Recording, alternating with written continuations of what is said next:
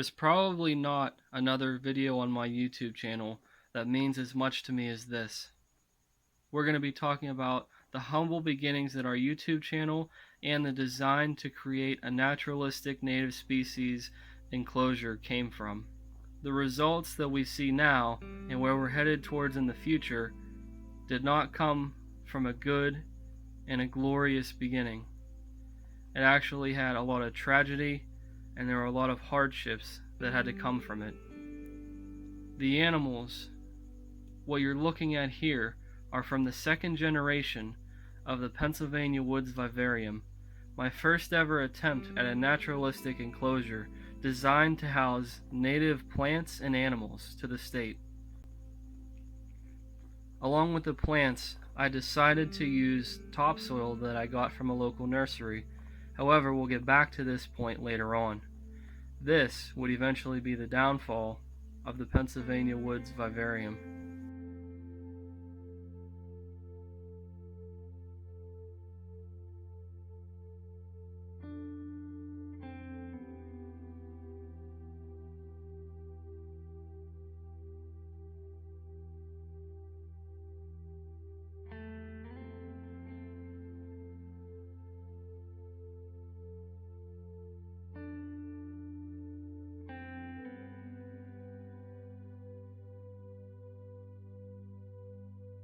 Who you're looking at is King II.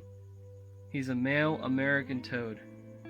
He was one of the most original and authentic toads, with his personality of just being easygoing, but also his voracious appetite. He had such a photogenic personality. Believe it or not, King II to this day is still the cover photo for the YouTube channel. It was always a fun time being able to record and show King II when he was hunting or just cruising around the enclosure.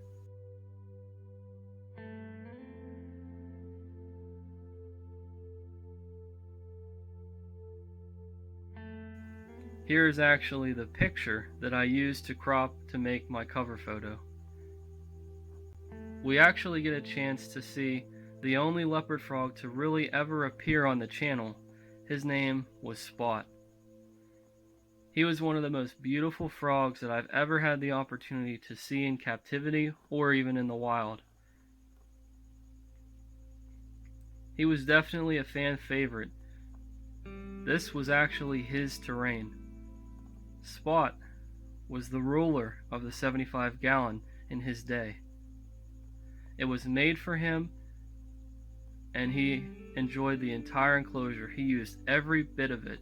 He would spend 70% of his time on land and 30% in the water. It's kind of odd for a pond frog to be so active on land, but the nickname meadow frog and grass frog are interchangeably used with the northern leopard frog. That's why you see in a lot of these clips he's found on land as opposed to in the water. Spot was one of the quickest frogs I've ever had the opportunity to record. Check out this slow motion shot of Spot, how he just annihilates the cricket.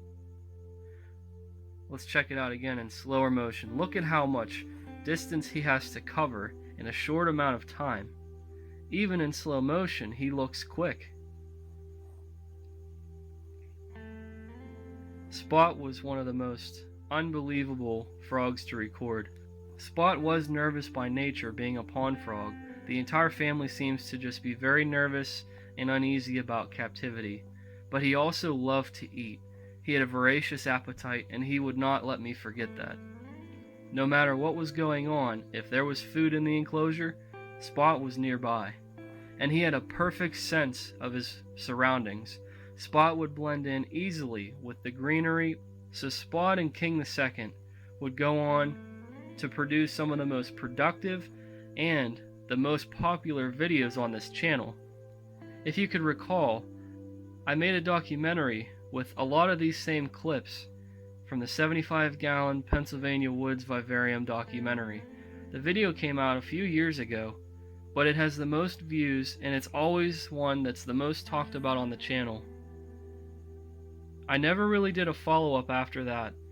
I always wanted to, But sadly, because of the fate of the animals, I was never able to do a follow-up.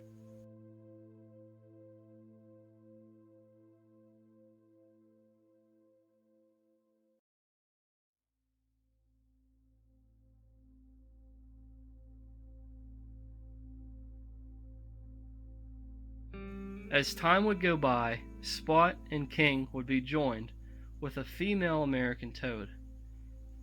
These three would continue to compete for food, enjoy the enclosure, and they would, at this point, seemingly appear to thrive in this setup. One of the coolest things was watching King the Second and Spot hunting and also just living together side by side.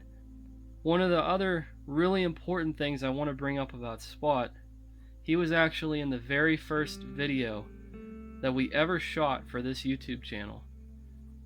He, alongside with another fallen American toad, made this channel, and they gave it a great kickstart to what it was going to become today.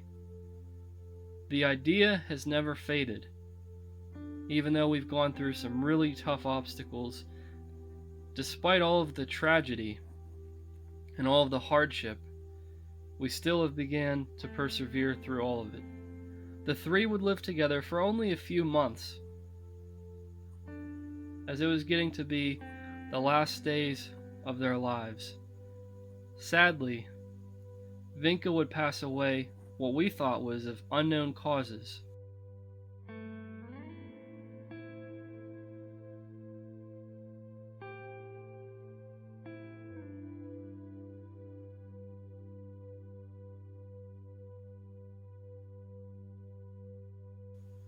But Spot, while I was away in Green Bay, Wisconsin at a friend's house, I was informed that he had escaped the enclosure. He jumped out and he dried out to death. It must have been days that he went without water, but it was one of the most heartbreaking experiences that I ever had to deal with.